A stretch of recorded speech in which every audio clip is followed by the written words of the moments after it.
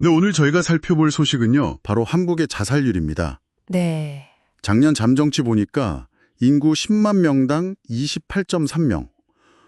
이게 OECD 평균의 거의 2.6배이고, 20년째 OECD 1위라는 정말 무거운 현실이죠. 네, 맞습니다. 최근에는 대통령까지 국무회의에서 복지부에 이 자살률 문제를 첫 번째로 질문했다고 하더라고요. 그만큼 심각하다는 거겠죠? 네, 그래서 오늘은 저희가 자살 문제, 경찰의 짐, 정부의 과제라는 기사를 중심으로 이 정책과 실제 현장 사이에 왜 이렇게 큰 간극이 있는지, 특히 주무부처가 있는데도 왜 현장 부담은 경찰에게 다 쏠리는 건지 그 핵심을 좀 자세히 들여다보겠습니다. 네, 정말 그럴 필요가 있습니다. 사실 정부가 2021년에 올해까지 자살 사망률을 10만 명당 21.5명으로 낮추겠다 이렇게 공언했었거든요. 네, 목표가 있었죠. 근데 지금 상황을 보면 달성이 쉽지 않아 보입니다. 여기서 우리가 진짜 주목해야 할 게 뭐냐면요.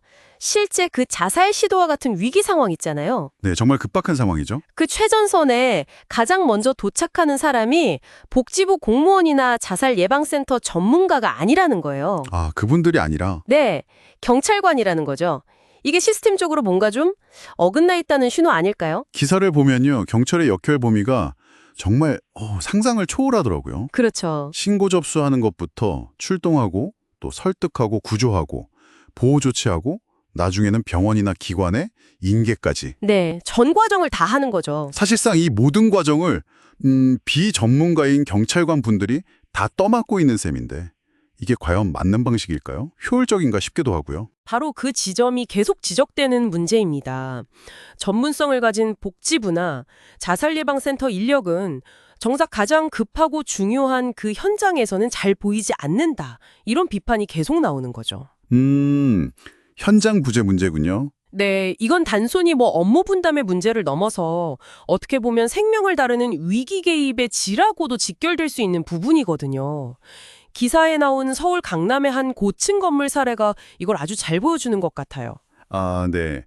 그 투신 명소라고 불리는 것에서 경찰관들이 직접 투신 시도자 여러 명을 구조했다는 이야기였죠. 네, 맞습니다. 근데 제가 더 놀랐던 건요. 경찰이 거기서 그치지 않고 아예 직접 나서서 옥상 자동 개폐 장치를 설치하고 낡은 안전 펜스를 보강하고 이런 예방 활동까지 직접 하고 있다는 거였어요. 이건 정말 좀 그렇지 않나요? 그렇습니다. 그건 경찰의 본연의 임무라고 보긴 어렵죠. 한참 넘어선 거죠. 근데 더 큰 문제는 구조 이후에 있어요. 구조 이후요? 네. 어렵게 생명을 구했는데 그 이후에 관계기관의 어떤 체계적인 사후관리가 제대로 안 되니까 결국은 자살제 시도 신고가 다시 경찰에게 돌아오는 거예요. 아, 악순환이네요, 정말. 네. 그런 악순환이 벌어지고 있다는 거죠. 기사에 보면 한 일선 경찰서 사례가 나오는데 자살 시도 신고가 800건 접수됐는데 그중에 300건이 과거에 시도 경험이 있는 그런 고위험군 관련 신고였다는 거예요. 800건 중에 300건요? 거의 절반 가까이? 네. 이 통계만 봐도 사후관리 시스템의 공백이 얼마나 크고 위험한 수준인지. 와, 듣고 보니까 현장 경찰관 분들의 그 좌절감이나 피로도가 정말 엄청날 것 같습니다. 당연히 좀 변화를 요구하는 목소리가 나올 수밖에 없을 텐데요. 기사에서는 어떤 요구사항들이 언급됐나요? 현장의 목소리는 아주 분명합니다. 우선 정부 차원에서 좀 더 적극적으로 예방 활동이나 현장 개입에 나서야 한다. 이거고요. 정부의 적극적인 역할. 네. 그리고 특히 자살 예방센터에 소속된 상담 전문가들 있잖아요. 이분들의 현장 동행 출동을 의무화해야 한다. 이런 요구가 아주 강합니다. 전문가 동행 출동 의무화. 그렇죠. 위기 상황에 맞는 전문적인 대응이 현장에서 바로 이루어져야 한다는 거죠. 그건 정말 필요해 보이네요. 또 다른 요구는 없었나요? 네, 있습니다. 자살 시도 경험자에 대한 철저한 사후관리 시스템 구축. 이게 정말 시급하다는 점. 그리고 이건 명확히 주무부처의 책임이라는 점을 강조하고 있습니다. 사후 관리 책임은 주무부처에 있다. 네. 그리고 또 하나 중요한 게 구조된 분들이 좀 심리적인 안정을 찾을 수 있도록 경찰서나 파출소 말고요. 별도의 전문 상담 공간 마련이 정말 절실하다는 겁니다. 아, 상담 공간이요? 네. 현재로서는 이분들을 안전하게 보호하면서 제대로 상담할 그런 장소조차 부족한 실정이니까요. 그렇군요.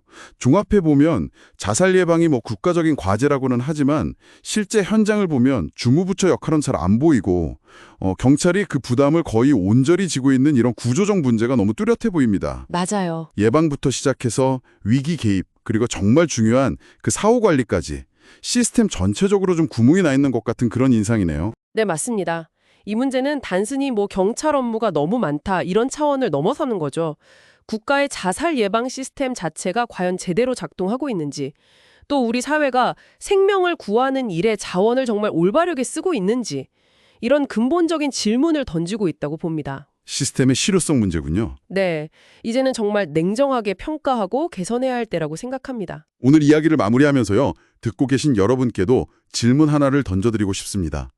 기사에서 경찰이 직접 나서서 건물 안전시설을 보강하는 그러니까 일종의 예방활동까지 하고 있다는 사실을 제가 짚어봤잖아요. 네, 그랬죠. 그렇다면 본래 위기가 발생하기 전에 미리 문제를 파악하고 관리해야 할 책임이 있는 기관들, 그 기관들이 정말 제 역할을 다하기 위해서는 근본적으로 무엇이 그리고 어떻게 바뀌어야 할까요?